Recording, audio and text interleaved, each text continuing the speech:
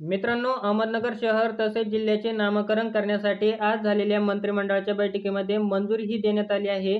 आता अहमदनगर शहराला अहमदनगर ऐवजी अहिल्यानगर असं ओळखलं जाणार आहे. तर सविस्तर माहिती नक्की काय आहे ते आपण या झालेल्या मंत्रिमंडळाच्या बैठकीमध्ये जो निर्णय घेण्यात आलेला आहे तर त्या निर्णयामध्ये ही माहिती पाहणार आहोत.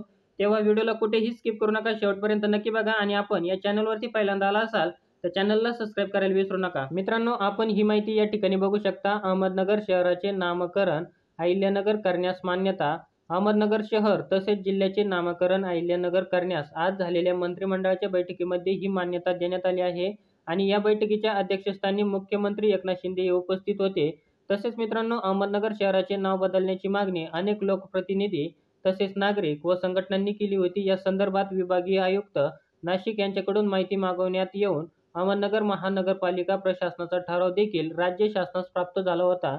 या अनुषंगाने गृह मंत्रालयाच्या सुधारित मार्गदर्शक तत्वानुसार हे नामकरण करण्याची शिफारस करण्यात आली असून केंद्राची मान्यता मिळाल्यानंतर अहमदनगर जिल्हा, तालुका तसेच महानगरपालिका यांच्या नामांतरणाची कार्यवाही महसूल व नगर विकास विभागाकडून करण्यात येईल. मित्रांनो, अहमदनगर जिल्ह्याचे अहिल्यानगरमध्ये रूपांतर करण्यासाठी मंत्रिमंडळाची जी बैठक पार पडली आहे तर या बैठकीमध्ये मंजुरी ही देण्यात आली आहे.